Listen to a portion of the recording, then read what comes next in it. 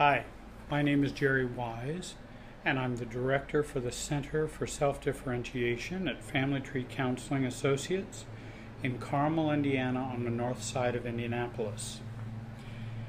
And I work with clients in my office and online, and I also specialize in helping those who are adult children of alcoholics, or ACOAs, or ACAs. And this video is entitled ACOAs Learning to Stay with Yourself.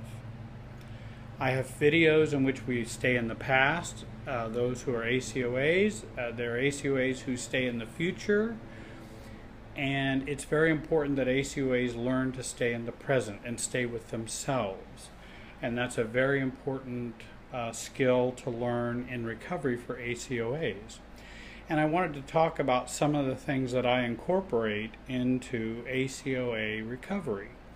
I have many people who contact me and who have watched my video, my life isn't working, and learning about the traits of adult children of alcoholics, and are coming out of denial with regard to their family's alcoholic past or drug addicted past. And then they begin to realize that they are affected by those traits and affected by their family of origin life, and they're even affected on into their adulthood. And they notice their life isn't working as well, and so they begin to discover, well, maybe there's something else going on. For those who have just discovered that they're ACOAs, let me talk about how to stay with yourself. And this would apply, these things would also apply to someone who's been in recovery for 15 years or someone who's just starting out in recovery. These are the kinds of things I focus on for ACOA recovery.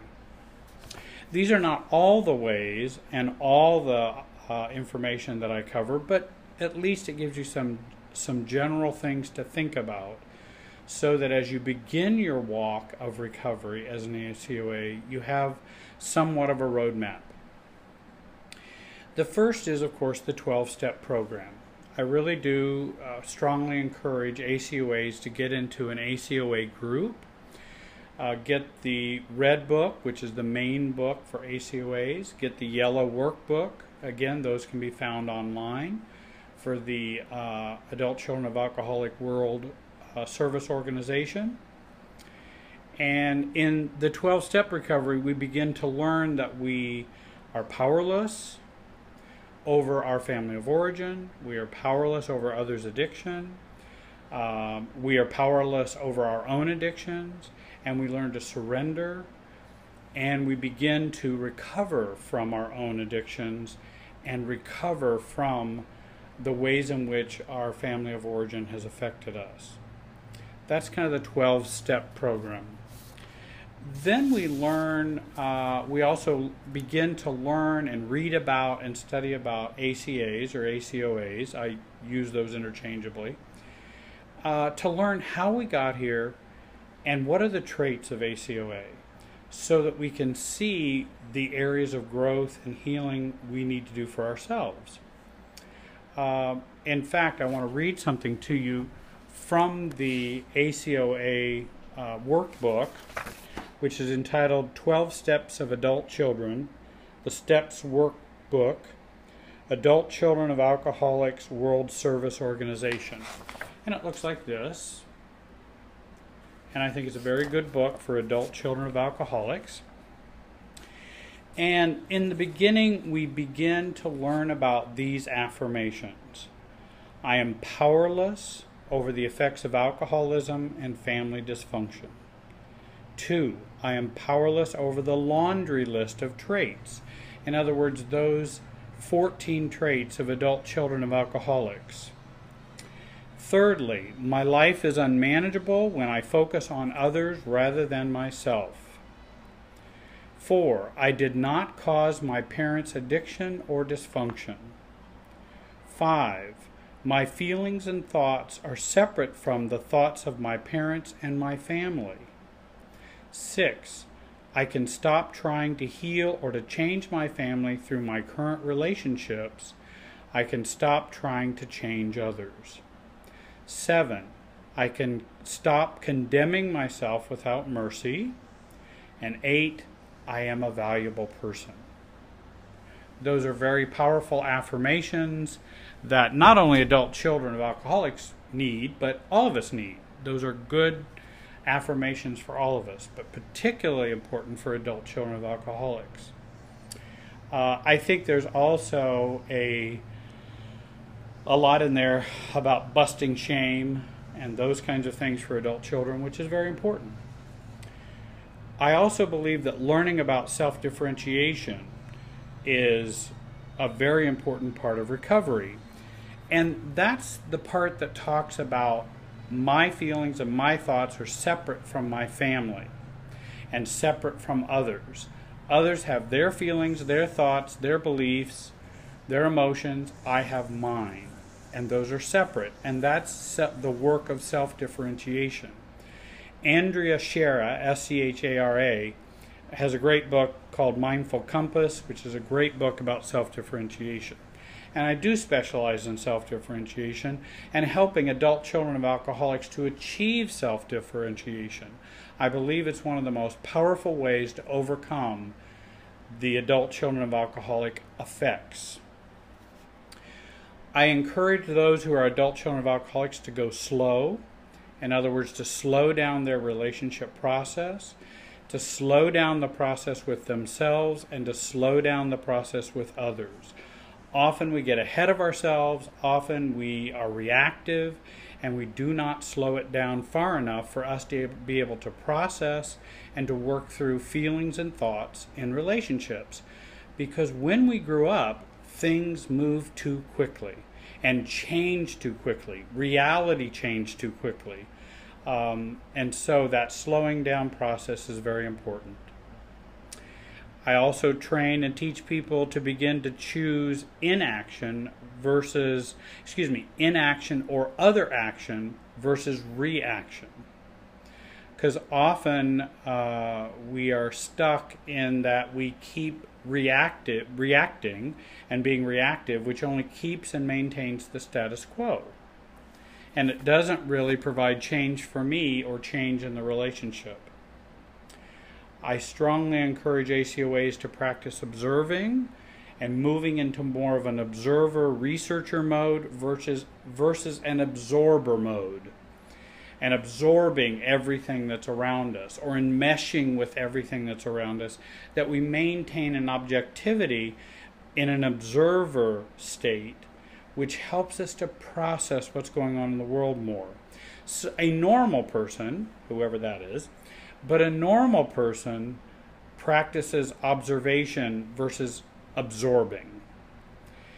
But we who have grown up in dysfunctional families practice absorbing versus observing. It's very important that we learn to practice thinking before acting. We need to engage our mind and not just do emotional think or feeling think. That we actually separate our thoughts from our feelings. And that the feelings do not just propel us in our lives, but we begin to use our cognitive process. I think another thing that I've worked at is helping folks with their amygdala in their brain, which hijacks your brain when you get reactive, and to help them to rebuild pathways and cognitive patterns so that they begin to reduce their reactivity and be able to separate feelings from thoughts and actually be able to be more in control of themselves. They feel safer, they feel better, they're able to be a little more vulnerable because they don't feel so vulnerable to themselves and to their own reactivity. I think reality checking with others is very important, whether with a coach, a therapist, a support group, ACOA sponsor. And I also believe PTSD, post-traumatic stress disorder, type of traits that we've had from the trauma of growing up in an alcoholic or addicted home or a severely dysfunctional home. We may need to do trauma work, body work, meditation, self-soothing training, talking with a coach or therapist, reducing your focus on emotional pain. because we want to reduce our focus on emotional pain. Our minds store memories from long ago, and our bodies store those memories as well. I think it's also important that we do grief work. Grief work is grieving over and letting go of the losses that we had growing up in an alcoholic home, and going through the stages of grief. I think also forgiveness and self-forgiveness work is another important component of ACOA recovery. Forgiving others and forgiving yourself. We often get caught in unforgiveness, in which we cannot let go of our family of origin, or we want to change them, or we want to have the parents we never had, or get the acceptance and love we never got, and we don't forgive them and get angry and resentful and bitter. And then also, we've done things in our own lives that have not made us happy and have been painful for us, and we then have a hard time forgiving ourselves because we have a hard time forgiving others, and we're very highly critical of others and ourselves. If there's one thing I can tell if someone's in a true recovery process, whether from alcoholism, drug addiction, any process addiction, gambling, or ACOA recovery, if there's one thing that can tell me where they are in their recovery, is how well they can accept and forgive others, and how well they can accept and forgive themselves. That's a key thermometer that I use to find out where somebody is in their recovery. Because I know a lot of people who are in recovery and go to meetings and things like that are still very judgmental and critical of others and critical of themselves. And I think, I'm not sure you've gotten to full recovery yet, because that's very important.